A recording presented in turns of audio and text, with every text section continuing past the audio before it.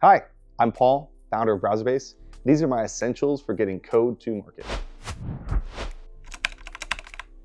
Okay, so my first essential for getting code to market has to be X, or as I call it, Twitter. It's so important to me to be able to talk to our developers or really give someone a channel to interact with us. I have quite a few Twitter alerts set up where if someone mentions Browserbase or web agents or stagehand or director, some of our products, I'm always trying to respond to them, get their feedback, or engage with people who might not be tagging us directly. Not only is it a tool for me to go shitpost and put stuff out there, but it's also a great tool for me to engage with our customers and know what's going on in the world. Another thing that's really important for me for getting code to market is creating the code. And recently I've been obsessed with Claude Code. I am a developer, I've always been an engineer, but I'm not the Vim expert. So when I heard it was a terminal-based UI, I was a little hesitant, but after using it, I just can't stop. I use it daily. And something I've been using Claude Code a lot for recently is actually using Claude Code to call our tools. I'm gonna have Claude Code generate a query for me to make some data requests to our database and then try and analyze that data as well. Maybe it's gonna draft an email to a customer after answering the support question. So Claude Code is not just for generating code, but also really helping me with a lot of the easy tasks that we do every day at Browserbase. Another tool that's essential for me getting code to market has to be FigJam. When I'm thinking about content or strategy or product diagrams, FigJam is my go-to. And in terms of why I like it more than any other tool, it's something about the ability to dive into the Figma editor mode if I need to go a little bit more in depth with some of the designs. Also, all of my assets are already in Figma, so I can kind of pull stuff together. And maybe I'm just a power user because I also use Figma slides, and that really helps me create great presentations from the team and import my FigJam diagrams into Figma slides. So I think for us, centralizing on one single place where all of our brand and design content in has been really helpful for me to create really good ideas and kind of iterate quite quickly to maybe come up with an idea for a blog post and a graphic and then turn that into something that's real. My toxic trait at work,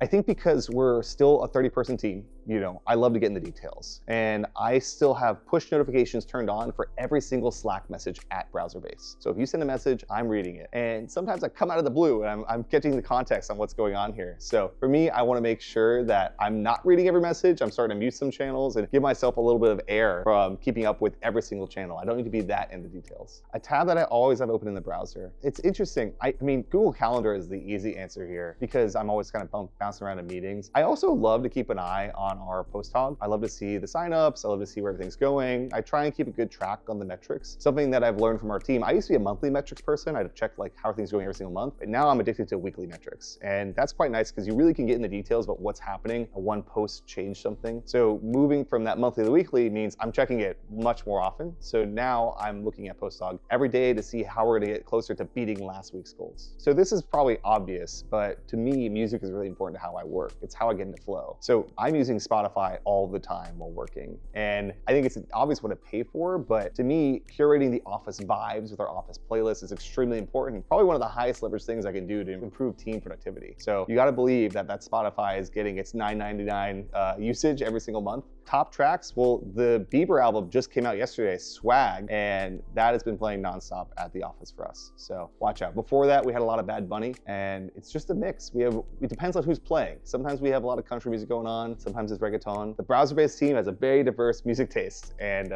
we all like a little bit of everything. A physical item I have to live by is my tungsten cube. I love having it on my desk. There's a tweet from maybe a year and a half ago where I just gotten it and I was playing with it and I dropped it and I smashed the laptop of my wife. I just bought her. There's a beautiful hole in it. That's how powerful the cube is. So it's something I'm often playing with while I'm thinking about things, and it sits there right on my desk every day. I think eventually Guillermo got a tungsten pyramid after seeing my cube. I need to go get one etched with the B logo next. So an essential tactic that I have for fundraising is actually to never really be fundraising. Every round we've done at Browserbase has been preemptive. Of course, I've had to fundraise, all through that time. But the way you do it is actually by building relationships. For every investor that is an investor in Browserbase, I've known them for a year plus before starting this company. And that makes it really easy for them when the moment is right to jump in and participate in a fundraising round. So never be fundraising, but always be meeting people. And in hindsight, one of the best things I did for our company was spending about a year before Browserbase getting to know a lot of great investors in our space and letting them kind of get to know me more, such that when they had a chance to invest in Browserbase,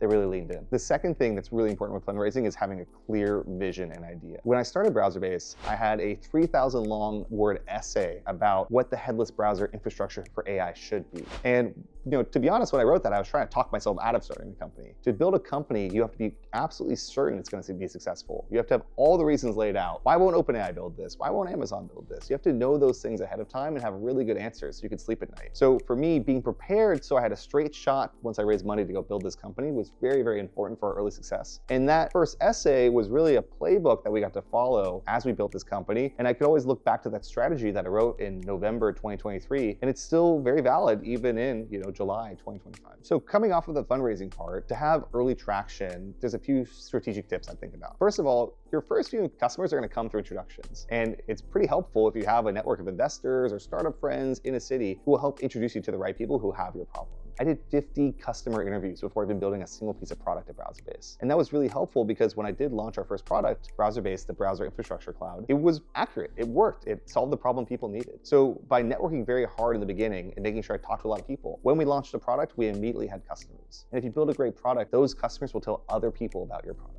And word of mouth growth is extremely important. So secondly, targeted geography. For me, I wanted to be the headless browser guy of San Francisco. I wanted to make sure that everyone in San Francisco knew about headless browser infrastructure and really knew that we were the people who were the experts in it. So I really focused everything on going to meetups in San Francisco, talking to people in San Francisco. To me, San Francisco was kind of the starting point for something much bigger in AI. And if we could focus on one geography, we are much more likely to build word of mouth traction as opposed to spreading out across all of the United States. So by getting great intros, targeted geography, and then actually shipping great product, you can get early traction. You just have to start really, really focused. I think people spend a lot of time on polish way too early. Now, the bar for software quality has gone up quite a bit. With AI, there's no reason why you shouldn't have a mobile version of your landing page, right? But when you're shipping something, you should ship something that you feel a little ashamed of. And I think people tell you that. It is cliche, but there's something about you have to physically feel like the product is holding back the company. Because if distribution and customer growth is holding back the company, that's a much harder problem to fix. For us, I've always felt like our brand has led the product, maybe like by 10 to 15%. And that's great because we can continue to keep building our product to live up to the expectations. So we have a long way to go.